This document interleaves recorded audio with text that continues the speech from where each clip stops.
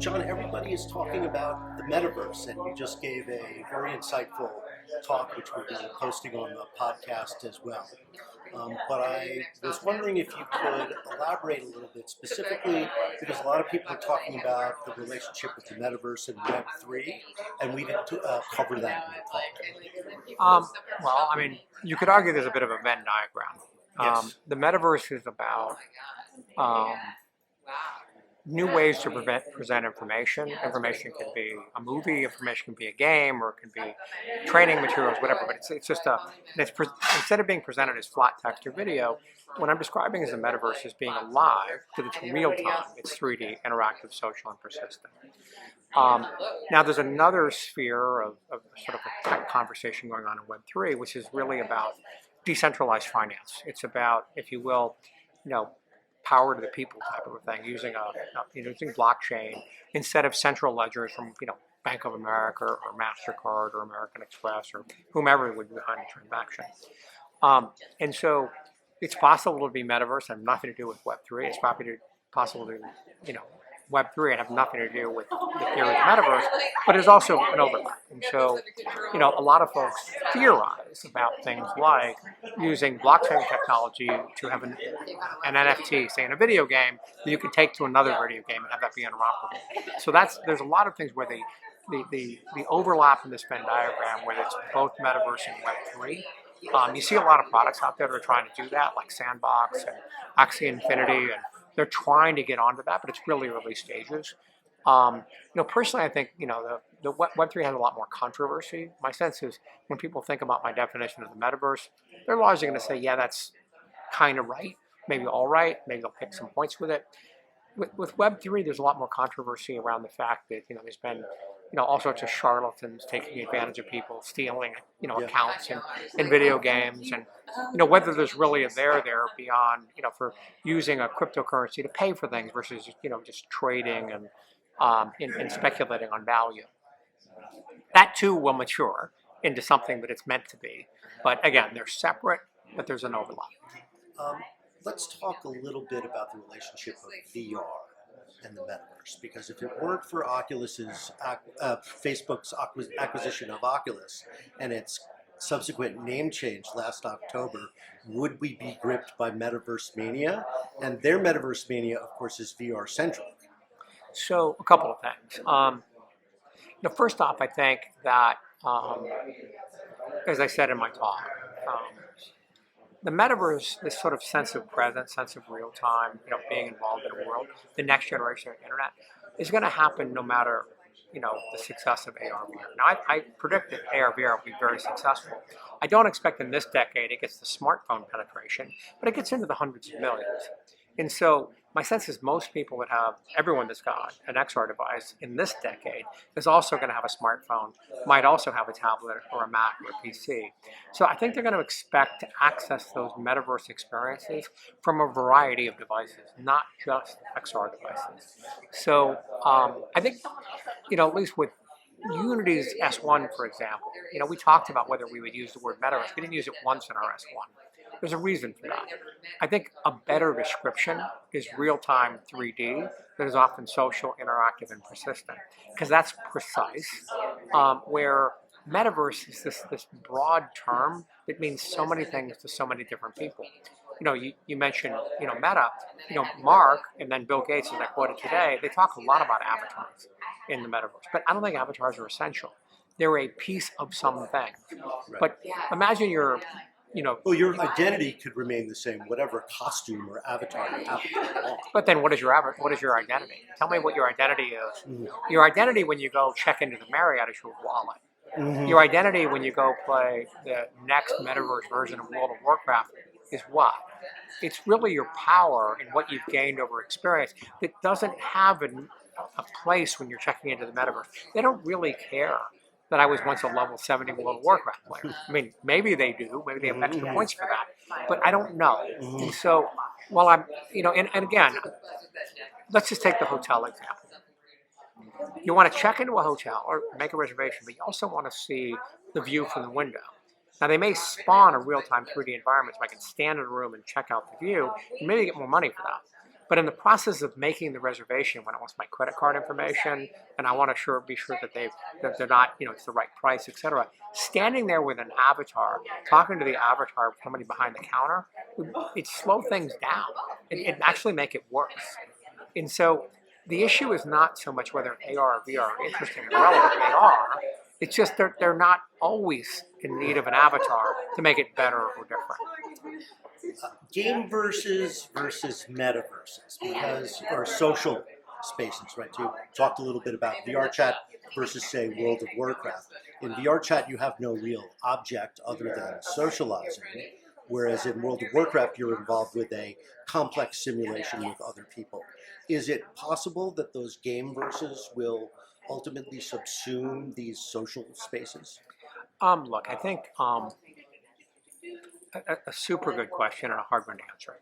What I talked about today was 100% digital worlds like games, places where it's halfway real world, halfway digital, like digital twins, and then overlays. Imagine I'm wearing a pair of glasses and I can, I'm in an Airbnb and somebody has a sign that says this is where the corkscrew is or how to turn the TV on. Yeah. So augmented.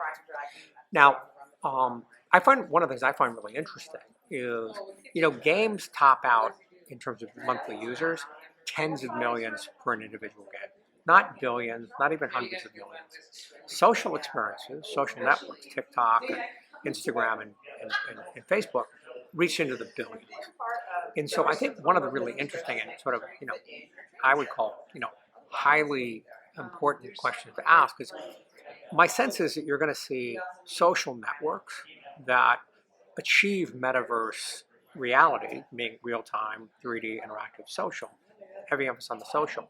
You're also going to see games that attempt to take on the benefits of a social network.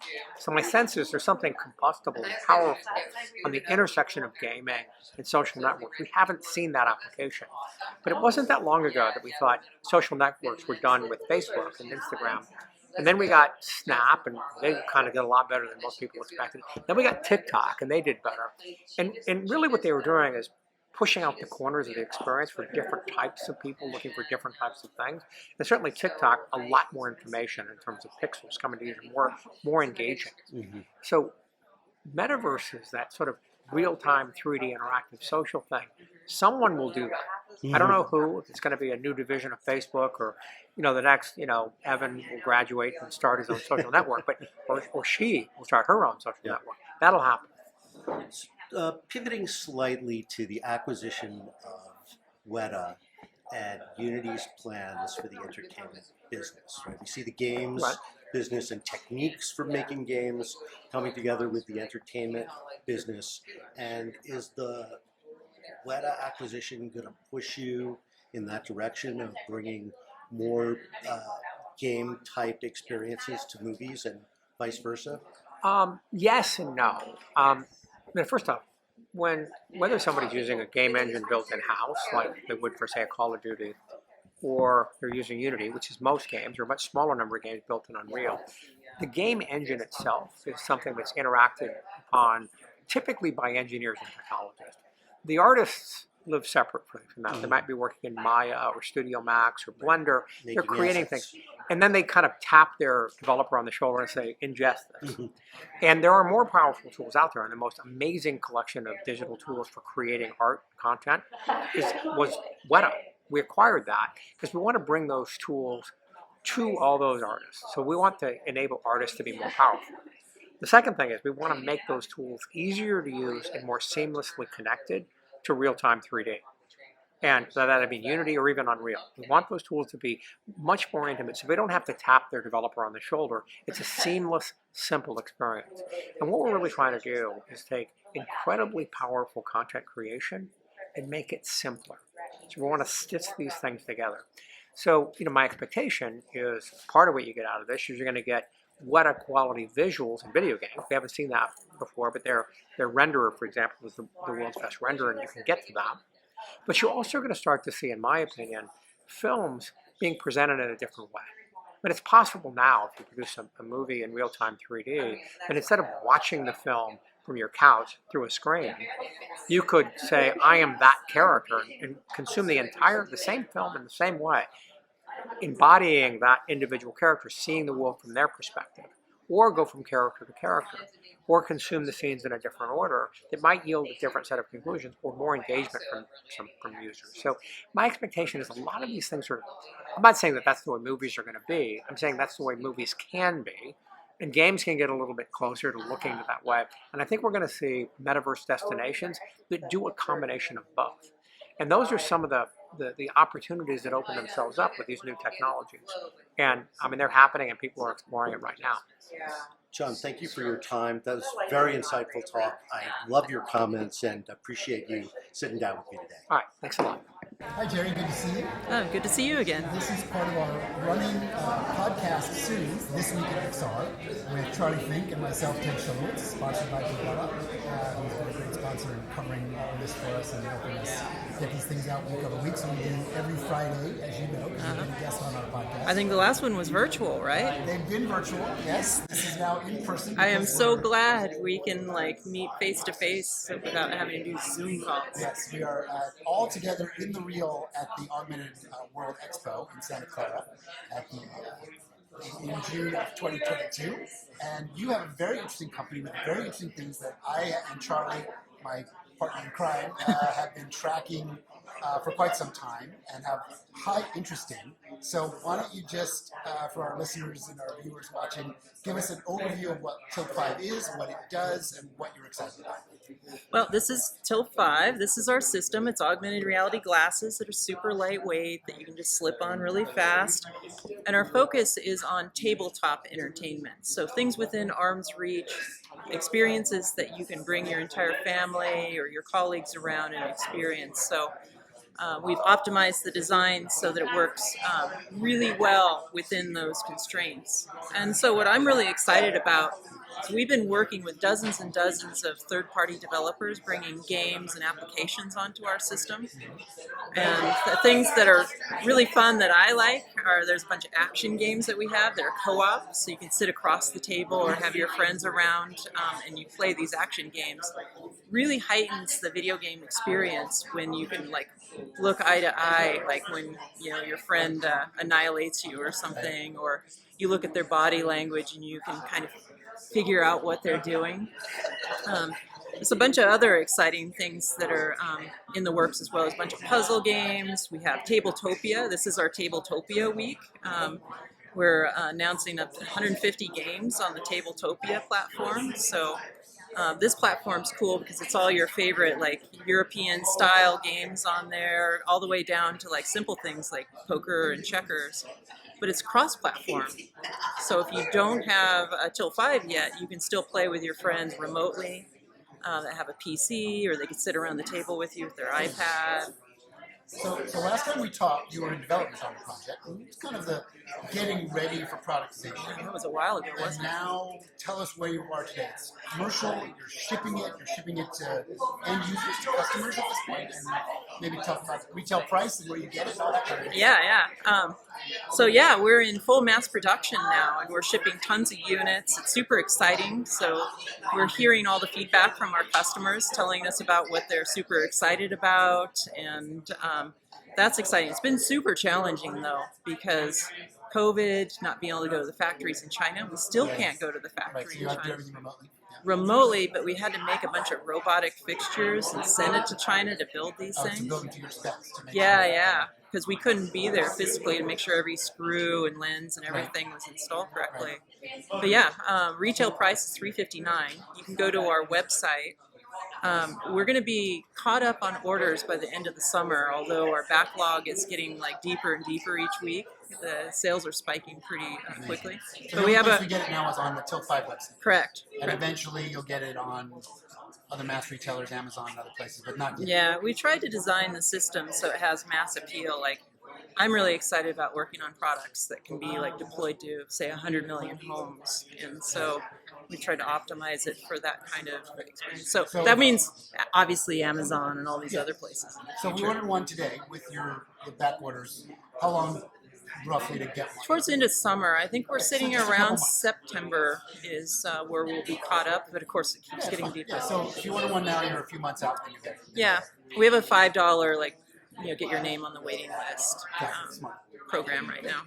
And how big is the company? Like how I think we're sitting at 25 people right now. It's insane what we can do with such a small. Where are you based out of? Here in Fremont, in Silicon Valley. Yeah. So you've got a lot of interest probably from the Silicon Valley heart of things, right? Yeah, it's pretty cool. Investors are knocking on our door, and it helps scale the company. That's the exciting transition for us. Like, we've been in the R&D phase, big D. Now we're in productization of it. Commercialization. Right. It's like marketing efforts are kicking off. Content deals. We license some content ourselves, so we just announced a deal with Asmodee Digital. So there's a bunch of titles that we're going to manage the development on. So it's like a great experience and something I've been waiting for years and years.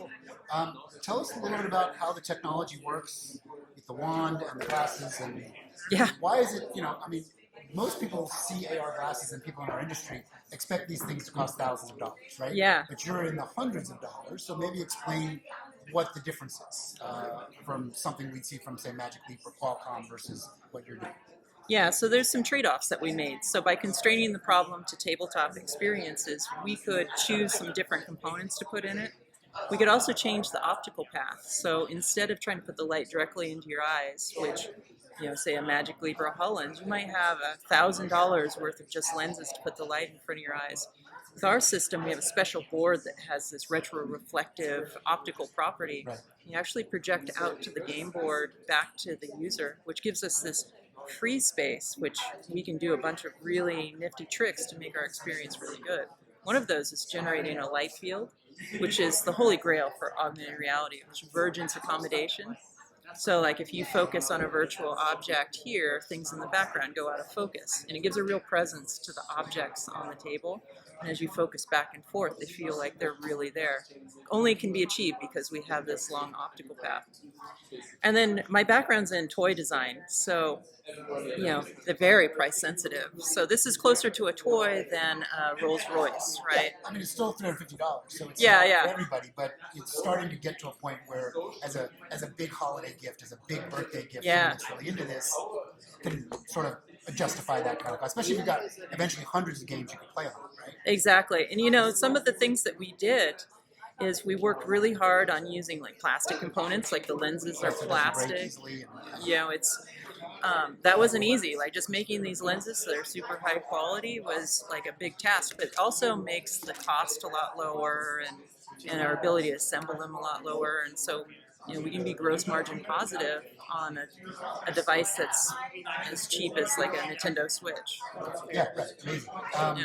I remember the very, very first times I've seen this technology in action in earlier iterations, they were actually using a great cloth. That you Oh, could yeah. sort of- do you still use that stuff as well? So or is it just our for- game board, it's all laminated. So you just flip open the game board, launch your game, you plug it into your PC or your Android phone, slip on the glasses, in like 30 seconds you're into your game. We have iOS support coming once we do some adapters. So it's not totally standalone. You need an Yeah. Android phone or a PC. PC. We can run multiple headsets off of one PC. We'll be releasing the drivers shortly that let you plug up to 4 glasses into a PC. The way we can get away with that, normally you have to, like you do VR and you're running off a PC, you have to have a pretty beefy PC. We actually moved a lot of the image stabilization and the tracking up into the headset. So there's a processor that takes whatever frame rate comes from the computer and upscales it to 180 frames a second. So it's always buttery smooth and locked to the table. So you could run it on a laptop. Yeah, A and Chromebook phones. or like how far down scale would you go? I have something that just has Intel graphics on it for my daily. So just a sub $1,000. Oh, yeah, easy. It's like probably a $450 PC. Okay, that's good to know. I won't be doing a Diablo style game with like billions of particles, but it's fine for many of the applications. And tell us some of the games that you're really excited about. So when people want to order this, they're like, oh, I want to play that.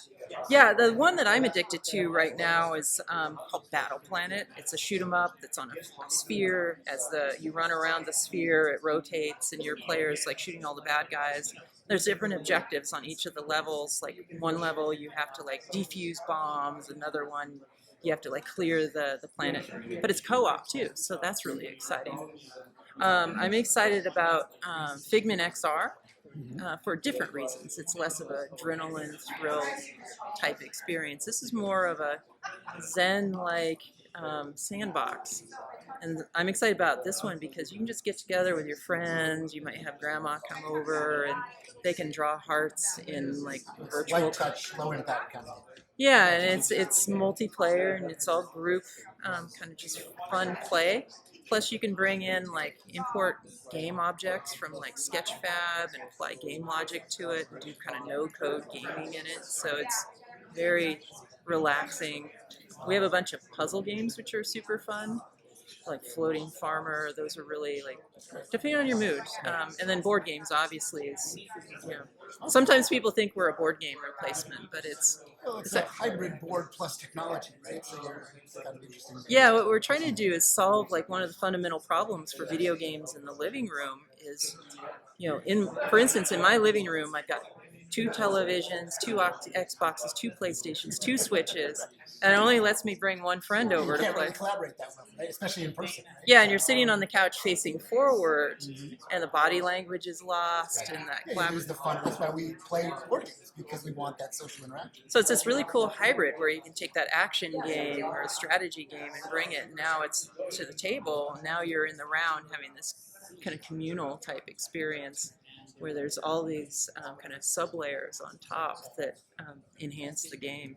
So if people want to order the game, if they want to find you, if developers want to get in touch with you to build games on your platform, tell us as we wrap up how they get in touch with you, how they get in touch with your company, how they order stuff, all that. So www.tilt5.com, all spelled out. You go there, we have a developer portal, and so you can get the SDK. It's free. Every time you get a headset, you can just start developing on Unity and Unreal. We have a native SDK as well if you have a custom application. Some of our enterprise customers like they have their own standalone stuff. And if you have a game that kind of fits our thesis of what we're looking for, we do have a program where we can provide some assistance for engineering and money to port the game over to our system. Right now we're super focused on games because it's kind of our sharp spear into the market, but universities have been getting these and sticking them in their labs and using them in their classes. So there's a lot of things you can do with it. Congrats on your success. I know, it feels so good. And way to go to get through the tranches of development. It's a big deal. And surviving the COVID. And just survive the business process of getting a product to market. So yeah, good on you. And thanks for our listeners and watchers. This is yet another reporting from AWE podcast. I'm Ted Shilowitz for This Week in XR with my partner in crime. We'll be back for other interviews, Charlie Fink. Thanks for watching and listening. Good afternoon, everybody. This is Ted Shilowitz, part of the This Week in XR podcast with my good friend Charlie Fink, and talking to a lot of our friends in the XR community. And Jason Yim is someone who I'm good friends with, known for a long time. We've worked on projects together in the early days of augmented reality and mixed reality, and you continue to work at an amazing company called TWIXR. So we're going to spend 10 minutes or so talking about your personal aspirations, what you're doing at TWIXR, which is a company that really focuses on all types of deliverables for this world of mixed reality, initially on smartphones, but now you're doing lots of other things. So let's start with who you are, where you come from, a little family background and life background, and then we'll dive into some of your work. Sure. And crazy that this is like the second time we've seen each other in person. Yeah, 2 in a row. So good to see you again. Thanks for having me on your show. So I'm Jason Yim, CEO of TWIXR. Started TWIXR in 2005 with some founders joined from a previous agency. The name comes from I should have pulled the trigger a long time ago. We were an early AR adopter, so we're the most experienced XR developer in the world. 250,000 plus hours, 200 plus deployed projects. We focus on entertainment, so AR for Star Wars, for Spider-Man, Batman, so on and so forth. For sports, we just did the Super Bowl, NHL, PGA, lots of the leagues, NBA. And then on the commerce side, we work with Lego, so over 10 plus years. Walmart now, it's a lot of retailers and stuff too.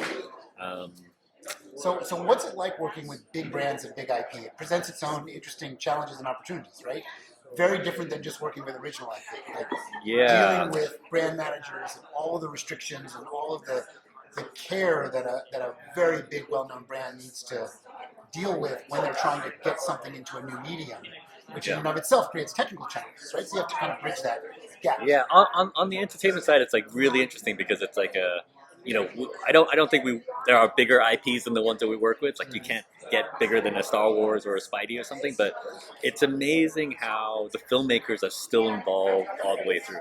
Like it's not like other industries where it's like kind of passed down to some subordinate or the marketing department takes care of it. Like we take these massive 3D models straight from ILM or whoever, we decimate it, reanimate it, retexture it, and all that sort of stuff, and it has to go all the way back up through filmmaker approval every single time. Right. You know, so it's like it's admirable to keep at that quality bar. You know, the only other place we've kind of seen it at that level is probably Lego.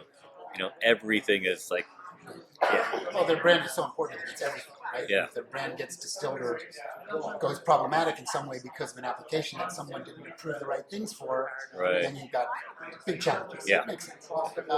In terms of the core technology that you're using, because a lot of our listeners and viewers here are pretty technical. They're developers themselves. Right. They'd love to know how you, as effectively like one of the most extensive companies, what types of tools do you use to build on, and how do you sort of work through all that? Yeah, so we started our first AR project was in 2009. It was webcam-based AR. So we printed out a glyph. This was District 9 for Sony. Yep. And you held it up in front of a webcam. It was so like friction-y, We have a connection gimmicky. with District 9 because they use red cameras to Okay, cool. as an angle. And then we moved on to Vuforia when they're still in R&D. So we were their showcase developer out of Qualcomm. So a lot of the first on mobile AR, we got to play with that technology. And then when it shifted to social AR, we were the first agency outside of Snap to create a Snap lens. We were their internal guinea pig. And then with Web AR, we were the first to commercialize with Aethel, also with a Sony project. So with Into the Spider-Verse. So and then now the you know, of course, like Niantic on the app side. With Lightship, that's been a big partnership of ours, and then the latest one is being part of Qualcomm Snapdragon Spaces. Yeah. So So- evolution of Euphoria to now something much more robust. And, Yeah. we just had Brian Oh, from great. Qualcomm on talking about Spaces. Cool. And so for us, like we want to take our, you know, we built up a lot of early experience on the mobile side before other people were jumping in. We want to do the same thing on HMD. So most of your work to date has been on smartphones. Yes, mostly smartphone. And has there been any standout projects yet that you want to call out that have now evolved past the smartphone and actually on the wearable side? I mean, starting to happen. we've done a lot of wearables, but it's always been like CES prototypes. It hasn't been fully commercialized, you know. I think the stuff that we're working on now using Spaces, like the big difference for us has been, I remember in the past we were working on a Fox project. It was taking the technology and then kind of doing something, you know, eye candy wise. Yeah. But it wasn't. There wasn't a lot of utility. But I think like this next round, this next push, just because the technology's kind of matured, the audience has matured. Like the push is really for long utility, like something that people can use on a day-to-day basis. It's not just a throwaway, you know, flash in the pan sort of thing. So I think the stuff that you'll see coming up is a lot more impressive and engaging. And out of the wearable platforms, Magic Leap, what's going on with Lenovo and Qualcomm, HoloLens, pros, cons, any of your insights on, because you're doing so much work with this stuff. What do you find is your most intriguing platform? Something that you say is a real standout. Right. I mean, like I think it's going to depend on if you're doing consumer facing or enterprise. You know, so I think on the enterprise side, like we don't have experience with the new Magic Leap yet, but I think definitely like what Lenovo's doing with the A3, and then also HoloLens 2. You know, like they're definitely pushing the limit there on the enterprise side. We work with Unreal on the consumer side, so it's interesting that like once you get to consumer, just things like design and form factor like that's a big, It means a lot. means a lot more than on the enterprise side. Have you seen an interesting uptick on the Unreal glasses? Because they're really the first kind of commercially available. You can go buy them in a Verizon store. Yeah. Are you starting to see that starting to take shape? Are you finding something really interesting there, or you still think it's a ways away? I think they, like everyone, there needs to be content, you know. So I think this was an issue with some tech partners before, where they're so focused on the hardware, and then you build this hardware, and then there's nothing. Not enough application, Yeah. not enough software. But now we have a lot of kind of a recent, our past couple of years, big strategic partnerships where there's a lot of funding coming from the technology hardware side, because they know you need content, you need everything else, not only the technology underlying. So. What are you most excited about in the next year or two? What gets you sort of up in the morning after doing hundreds of thousands of hours of augmented reality work? I mean, two things. I mean, like, you know, I feel like there's so much, like we seem to be on the cusp of that transformation, right? Like, we've been in this for so long, yeah, and we know we've been learning everything through mobile, but it's starting to apply to HMD. Like talking to the Qualcomms of the world that are responsible for the chipset, we know when the inflection point could possibly happen, so it's building up towards there. But I think once that flip happens, it's like, I think our realization is just like, all this work in digital transformation that people have done for all these companies is now going to go through this XR funnel, and it's going to be a new experience. But all the billions that have been invested there have to go through this new form, and hopefully we'll be a leader in that space. So as we wrap up, tell us a little bit about Trigger, where it's located. I know, but I want you to tell people how they find you, where they can see some of your projects. And you mentioned, you know, that you've done Star Wars and Spider-Man, but they maybe want to know specifically how they find those applications that you've done. Give us a little, so, Trigger promo. Yeah, so we're headquartered in Los Angeles in West LA, right by some really great Japanese food. So yeah, come visit. You can find us on the web, www.triggerxr.com. So that's the easiest place to find everything that we do. Or else, you know, LinkedIn, TwiggerXR, you'll find us there. And how they find some of the amazing work that you've done. Probably linking out from our site, but I mean, So there'll be, if you go to the site, you can see Star Wars stuff, Spider-Man stuff, some of the more historical stuff. Yes. I remember you did some really interesting things around Hunger Games. Back in the day, we did face lenses before Snap on Hunger Games, So you're really like a pioneer on this stuff. Right? I think that's probably what people learned a lot from you is what Trigger does 3 years ago is what everybody is doing today. Right? Thank you. So you're probably on to the next 3 years right now. And I think like the other thing is like we've been, you know, we just did the Niantic launch for Coachella. We just did Verizon Super Bowl.